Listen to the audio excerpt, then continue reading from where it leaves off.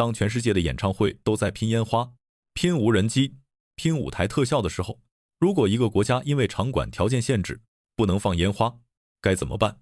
大多数地方可能会选择妥协，但新加坡却选择了另一条路。2024年，英国传奇乐队 Coldplay 来到新加坡国家体育场举办演唱会。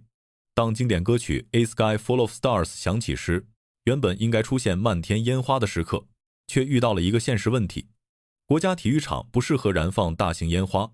本以为这会成为无数歌迷心中的遗憾，没想到新加坡的运营团队直接想出了一个更大胆、更具颠覆性的方案。既然我们不能把烟花送上天空，那为什么不直接把天空变成屏幕？为了打破这个限制，团队决定在这座体育场标志性的可移动穹顶上密密麻麻地加装整整18000颗高亮度 LED 灯泡。当夜幕降临，整个屋顶就会像一块漂浮在半空中的巨型动态显示屏一样亮起，文字、图案、动画随着音乐的节奏自如变换、跳动。这一创意在后来韩国顶级女团 Blackpink 等明星的演唱会上得到了完美应用，更在新加坡国庆日、跨年倒数等国家级盛事中大放异彩。在跨年夜上，团队甚至将2026字样的动态倒数直接投射在整个穹顶上，不仅让全场欢腾，连体育场外围数以万计的民众都能清晰看到。这不仅让新加坡拥有了全球独一无二的梦幻天幕，更让国家体育场从一个单纯看演出的常规场馆，进化成了一件融汇科技与美学的艺术品。今天，我们就来深度聊聊，为什么一个不能放烟花的硬性限制，最终不仅没有成为绊脚石，反而逼出了新加坡在大型文娱场馆运营上的一项颠覆性创新。要理解这个逼出来的创新，我们得先来看看这块承载了18000颗灯泡的画布到底有多硬核。很多人来过新加坡，打卡过樟宜机场的室内瀑布，看过滨海湾金沙的迷人夜景，但不少人并不知道，新加坡国家体育场本身就是全球建筑与工程领域的一项世界级纪录。这座体育场拥有全球最大的无支撑穹顶之一，其直径达到了惊人的312米。312米是什么概念？这相当于3架大型波音747客机首尾相连。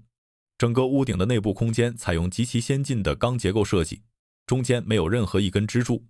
这就意味着全场数万名观众无论坐在哪一个角落、哪一排位置，视线都绝对不会被任何视觉死角所遮挡。更厉害的是，这个庞大的穹顶并不是固定的，它具有呼吸感，是会动的。体育场的正上方设计有2扇巨大的可移动天棚，在先进机械驱动系统的精密控制下，整个屋顶大约只需要20分钟就能完成一次完美的开合。晴天时完全打开，让阳光与清风洒满全场。一旦遭遇热带标志性的暴雨，屋顶又能迅速闭合，遮阳挡雨，让演出和赛事风雨无阻。在10多年前刚落成时，这样的硬核设计就已经属于全球最顶尖的场馆行列。然而，随着全球体验经济的爆发，仅仅功能完备已经无法满足顶级娱乐盛事的要求，这才催生了后来加装 LED， 把屋顶变天幕的硬核进化。正如嘉冷会中央运营主管洪胜从所透露的那样，加装18000颗 LED 灯泡的构想，正是在与 Coldplay 团队深入讨论替代烟花方案时碰撞出来的。要把看似冰冷的建筑穹顶变成温情有生命力的梦幻天幕，绝对不是简单的挂上灯泡那么简单。18000颗灯泡，每一颗都是一个独立的控制单元，这意味着它们可以呈现出不同的亮度、不同的色彩、不同的闪烁频率。当后台的中控系统把这18000个点位统一协调起来的时候，原本庞大沉重的2扇移动天棚瞬间就被赋予了数字生命。当特定曲目响起，歌词会在头顶流动，抽象的几何图案会随着贝斯和鼓点起伏，整个屋顶仿佛成了整个舞台的延伸，甚至成了演唱会最核心的视觉焦点。无数观众在现场抬头时，都会产生一种奇妙的错觉，仿佛整个天空都在跟着音乐一起呼吸，一起歌唱。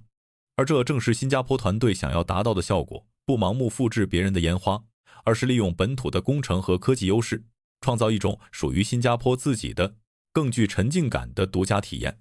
但很多观众只看到了最终在社交媒体上刷屏的惊艳效果，却不知道这背后要克服多大的工作量和技术挑战。每位国际巨星的演唱会都有着完全不同的视觉风格、曲目编排和现场节奏，这意味着每一次的灯光控制方案和动画脚本都必须推倒重来，量身定制。通常，主办方在演出前1个月左右才能最终敲定视觉方案，而留给现场运营团队彩排和实际联调的时间，往往只有演出前那1周，国际技术团队抵达后的区几天。更极端的挑战在于，国家体育场日常还在承担着其他高密度的体育赛事和运营活动，团队根本不可能在白天闭馆调试。洪胜从主管在受访时就提到，他们唯一的测试窗口期被死限制在每晚7时30分至11时之间，满打满算，每晚只有短短的3个半小时。在这极度有限的深夜时段里，团队顶着巨大的工作强度，必须在一遍遍的彩排中不断微调每一颗灯泡的亮度，修正动画的位移速度，并确保灯光的变换与台上的音响系统达到毫秒级的同步。有时候，为了短短几分钟的歌曲效果，背后可能需要反复修改、测试几10遍，但恰恰是这种看不见的精益求精，才换来了最终全场观众那种浑然一体、仿佛置身梦境的顶尖沉浸体验。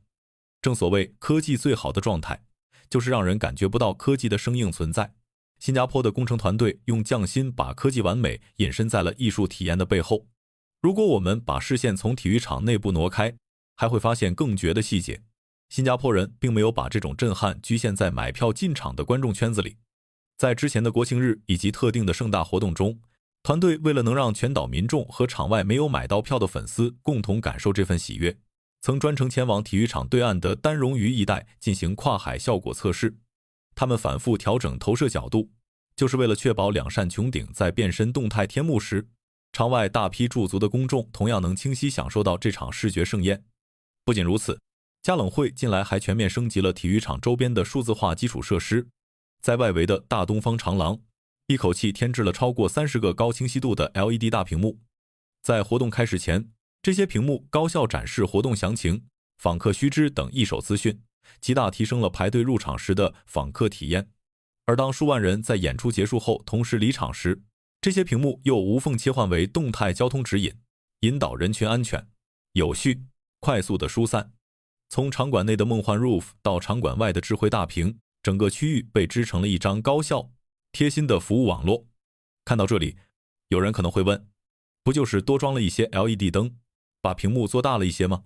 为什么这值得被视为新加坡的一大核心竞争优势？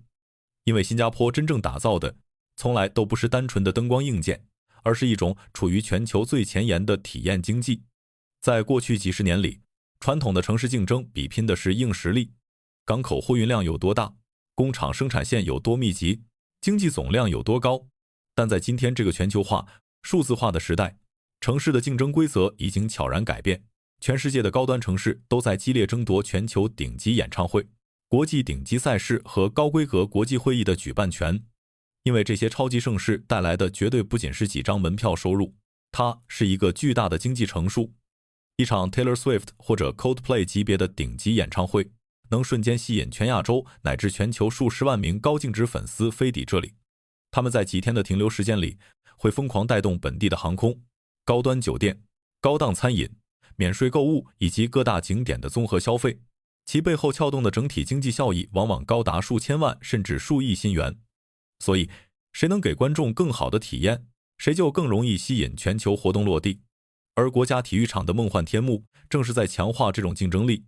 很多伟大的创新都不是从资源充足开始的，恰恰相反，往往诞生于限制之中。不能放烟花本来是一个缺点，但新加坡没有停留在抱怨上，他们选择重新思考问题。最终，18000颗 LED 灯泡把体育场屋顶变成了会发光的天空，也让一次演唱会变成了一场科技与艺术结合的视觉盛宴。从某种意义上说，新加坡最值得学习的地方，从来不是它拥有多少资源，而是当资源有限的时候，它总能把限制变成优势。当别人还在研究如何把烟花放得更高时，新加坡已经开始思考，能不能连天空一起重新设计。如果你来指导一场演唱会，会利用这18000颗 LED 灯泡呈现什么视觉创意？欢迎分享你的想法。